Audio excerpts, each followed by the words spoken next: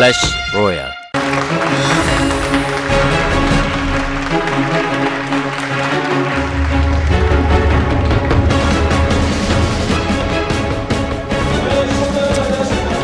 Hello, ladies and gentlemen. I am Rapid, and this is the SSL. I cast here with my co-caster, Brendan Valdez, aka Big Haas. Every player in the SSL has a story and a prize. In 21 years, I've learned this one thing. You never know what's going to come through the SSL. And what is going to come through today, Rapid? Two best of fives, man. Yeah, 2 best of fives with 4 fantastic players. I feel like we always say the same thing. So many of these players are fantastic. But today we really Until one player names himself fantastic, and you're like, he is then we really got a problem. Then like, actually we have a problem. It's like there used to be a StarCraft okay. 2 player named Best, and it's like, well, yeah, you name yourself that, but then you like inevitably will lose at some point. You lose in the round of 32. It's like, well. Well, we don't have a player named Best, but we do have a player named Zest, and he'll be playing off tonight in his PvP matchup. But that's our second match of the night. We're going to be starting things out with one of the last Zergs in SSL, kind of fighting for his tournament life. PvZ, Deer versus Solar is going to be that first matchup, and we've seen some PvZ recently. Rather, we saw it in the GSL last night. Even Deer taking on Bjul and able to win that one.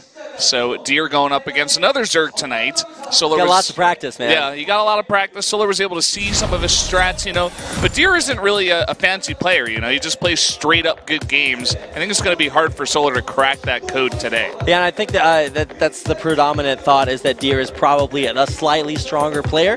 But that's the reason we play these games, is to find out who is. So you can see how all of our players got to where they are here in the round of 8. Yeah, and these are the Korean names, so just to tell you guys, of course, that's Dark defeating TY, and then Classic defeating Stats on the left side, and then this is our match tonight, Solar versus Deer, and Patience versus Zest to decide our 2 other players in the round of 4. Yeah, so these are our 4 players for today. 2 best of 5s that coming your way. Zest has only had 1 tournament to practice for a while now after getting knocked out of the GSL, so expect him to be in fantastic form. And definitely difficult for Patience to handle, since Patience made his way to this round of 8 based on seeding from last year's tournament. So he is he's going to have his work cut out for him there. And of course, for Solar versus Deer, maybe a little bit more of a lopsided match. But one of the things I was reading, and I think we were looking at this earlier on, is that you can never underestimate Zest's ability to lose to players he shouldn't. Yeah. So, I mean, it could happen. Well, you know? I mean, it happened to like TY versus Dark. I mean, obviously that's a matchup earlier on in the round of 8 that we thought was actually pretty good. But then TY doesn't make it through. But for here, it's like, well, I mean, Zest is clearly like a favorite in this matchup, so we'll have to see how things play out. Yeah, I mean, Patience's PvP was looking really strong at one point, but that was at the beginning of June, I think it was. He defeated Classic and Pro League. He was taking out big names, and then all of a sudden he like fell off again. He seems kind of inconsistent at times, and it's kind of hard to put your faith in a player like that for a best of 5 specifically. If it's a best of 1, you take out Classic with a great build. Cool, that's awesome. That's great. You're proving yourself out there on the biggest, field, essentially, the biggest battlefields here for StarCraft 2. But when you're going in a best of 5 against Zest, you're going to have a harder time. So kind of fearing for his life there. The other matchup is a team kill, so really anything could happen there. Right, when players play with each other in these teams, in these team houses, they're all going to be helping each other practice for different matchups, different tournaments. It's going to be interesting to see how that works out, just because there are very similar strategies there. But let's actually go ahead and take a look at some comments from these players on their round of 8 matchups.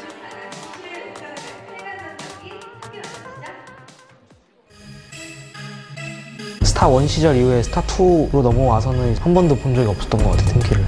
처음에는 좀 아닌데 이런 생각했는데 팀킬이라서 더 편한 것 같아요, 저도 은근히. 다른 팀 막 결승에서 팀킬하는 거면 좀 해보고 싶다라는 그런 게 있었어요.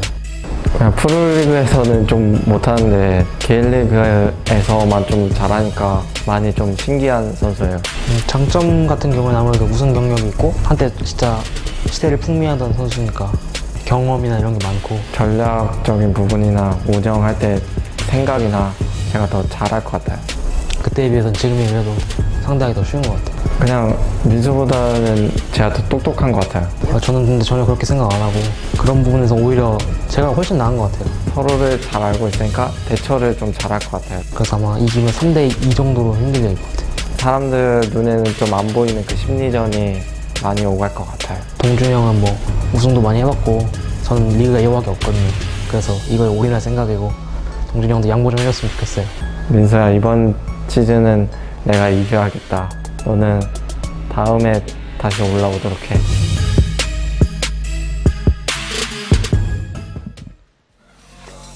So there you have it, guys. That was the VCR between these two players, and we did get a bit of interpretation in our ear as that was going on. These two players not seeming to care too much that it's a team kill, actually. Pretty comfortable. Had a little bit of trash talk from Deer. He said, while Solar was a player who really defined an era towards the beginning of Legacy of the Void, Solar actually said that to Deer. Sorry, I had that backwards. But Deer saying that he's actually just straight up smarter. So. Yeah, he literally said that. He's just like, I think I'm smarter than him. So I don't know. We'll see who is smarter here tonight. You saw the wide list of Solar's achievements. Definitely a very storied player, very strong at the beginning of Legacy of the Void. But here you can see Deer, and Deer is an incredibly strong player with his list of achievements up there, including a lot of time spent in GSL. Yeah, he did win in 2013, as you guys can see there, Season 3. He won the GSL. Since then, he's gotten round to 4 twice. Season 3 of last year and Season 1 of this year. I believe he did lose to Zest. I'm not 100% sure. Maybe it was TY. But either way, he did make it quite far in that first season of this year. The other thing that these two players said in that interview was that there's going to be a ton of mind games that do not, they're not really seen to the naked eye, you know. So that's basically what we were saying. It's a team kill. These guys know each other so well, so there's going to be a lot of strange stuff going on. All right, so you can see the map list starting out on Frozen Temple and then moving through our fabulous SSL map pool, finishing off, if we do go to 5 games, on Galactic Process, a map that I actually saw for one of the first times at DreamHack Montreal last weekend. Nice to see us, mixing up some new things in here. Along the way. New Gettysburg was a brand new map. Look how well that's taken off. So. Yeah, Apotheosis also in the field there as number 4. It looks like these are both choices by Solar, in fact. So maybe he's the one really practicing those ladder maps, trying to, bring some of those in. It makes sense, especially because he plays so many online tournaments. He knows that Deer is going to be practicing mainly for the individual leagues and the map pools that they bring into this one. The more standard stuff like Frozen Temple, New Gettysburg, Frost, Dust Towers, and King's Safe Home Station, which is exactly what he chose here. Right. And it's a good call by Solar. Of course, because Deer did not pick any of those maps, we won't be seeing them until map 4 and 5. But Solar may have a bit of an advantage once we get towards the later stages of this Best of 5. Very true. Might have some special strategies planned out for those maps. We'll have to check that out as we repair our voices and get ready for game number 1 of our first series, Solar versus Deer. But you'll never forget me now. Enemies clawing at my eyes, I scratch and bleed.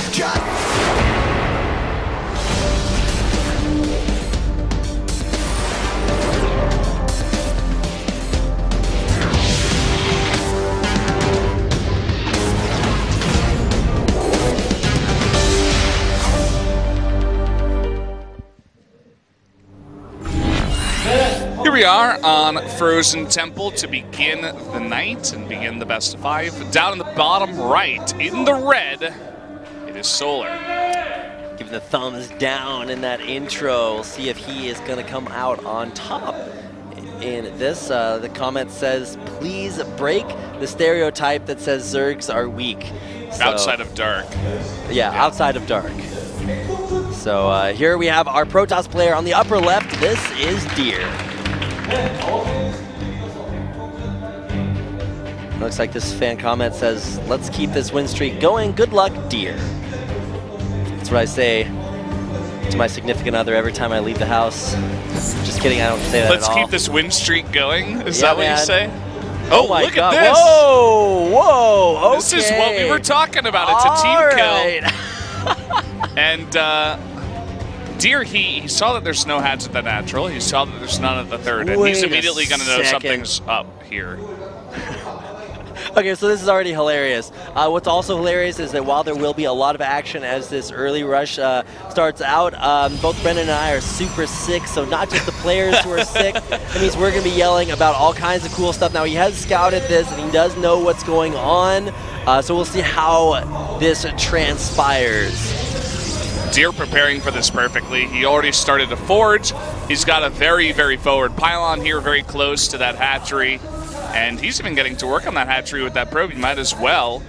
And the next step here is once that cyber core finishes, he is going to get that mothership core out to get those overcharges. Oh, wow, he actually does fight that drone. That's a bit of a mistake. He definitely should have kept that drone safe. Yeah, and he's going to have to send more drones over. So one of the big things that you do once you complete this hatchery is throw down spine crawlers. Yeah. So you can't do that if you don't have any drones, but he is already going to start making this queen, which is really going to help out on this rush. Yeah, this is a bit rough here for Solar. He might actually totally go pylon his main as well.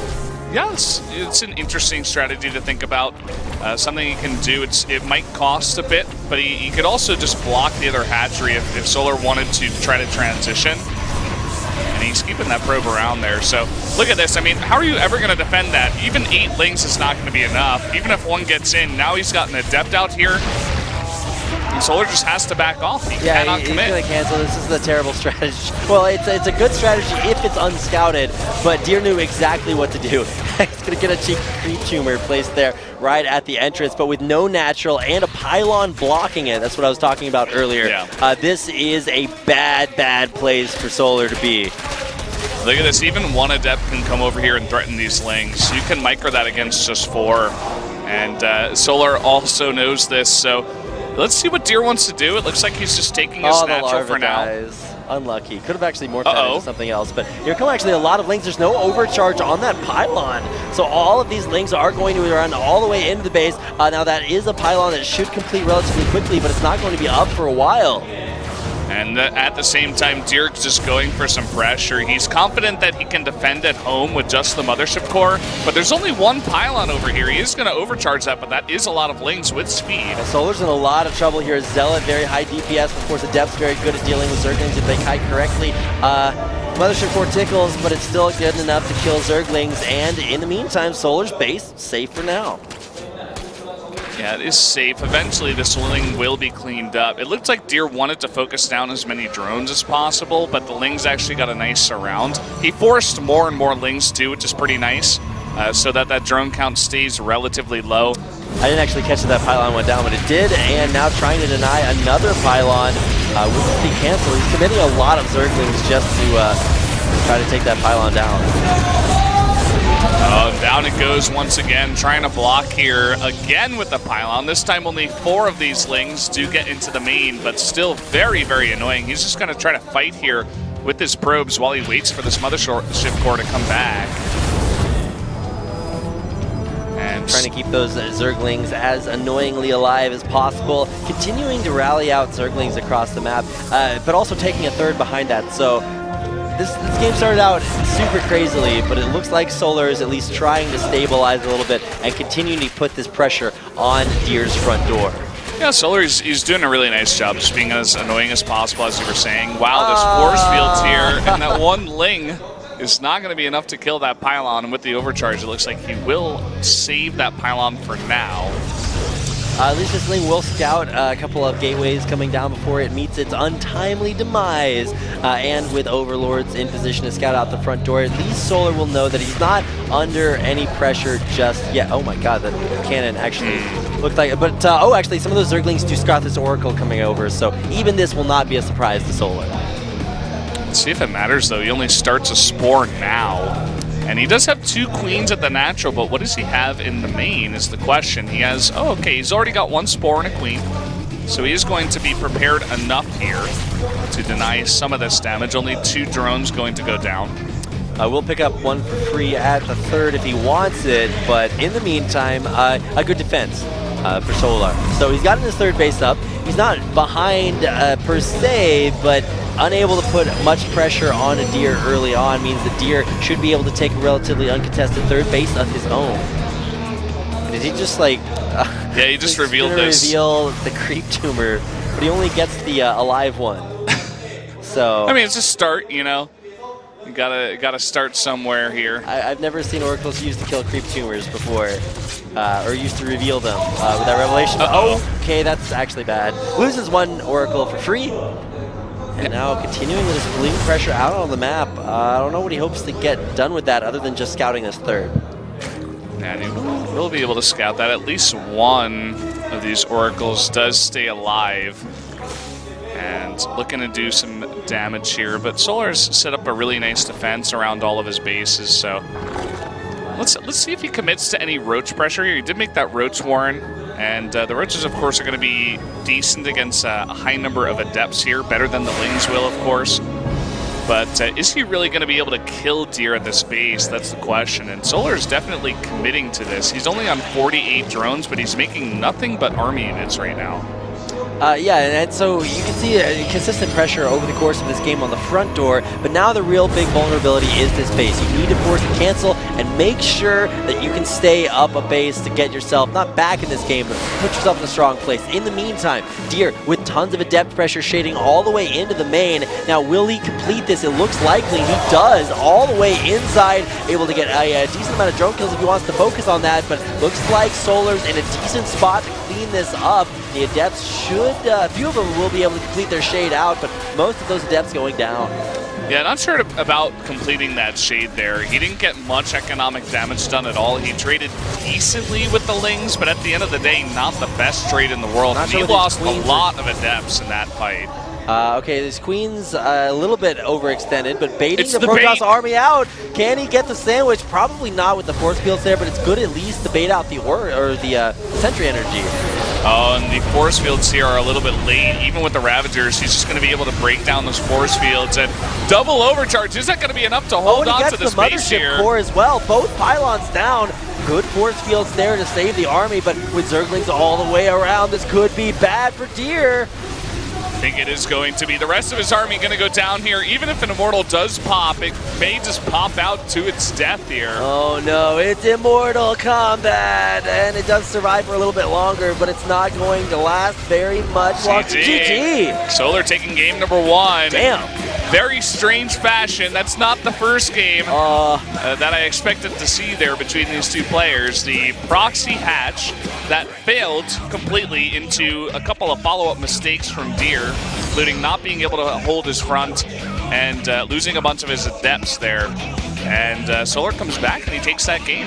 Yeah, actually really impressive. Keeping that Zergling harass up on the front door even after failing that proxy hatch strat. I wrote down some strats here before the game. Solar doesn't like to follow any of those, so we get a little bit more of an exciting game and get to see ways to adapt from that by both players. Yeah, I think this is what Deer was talking about when he was like, this is not going to be a normal series, guys. This is going to be a team kill series where anything can happen. It's like whose line is anyway, you know, just playing, and just the rules are made up, and the points, you know, they don't count. Even though in this case they do definitely count. The point